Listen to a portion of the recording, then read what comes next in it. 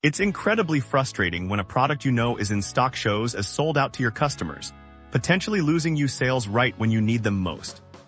In the next 90 seconds, we'll walk through the 3 most common culprits and exactly how to fix them, step by step. First, check if the product is active in your Shopify admin. Go to Products and find the item in question if it says Draft next to it. If it's hidden, simply click on the product, and in the Status section at the top, change it from Draft to Active, then hit Save. Second, dive into the inventory settings for that product. Scroll down to the inventory section. Ensure that Track Quantity is checked. More importantly, if you want the product to remain available for purchase even when stock is low, you must also check the box that says Continue Selling when out of stock. Third, your theme might be caching an old version of the page. The quickest fix is to open your theme editor.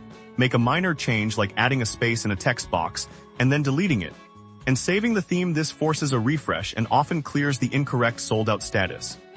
By systematically checking the product status, inventory settings, and your theme cache, you can resolve this issue quickly, ensuring your storefront accurately reflects your stock and you don't miss another sale.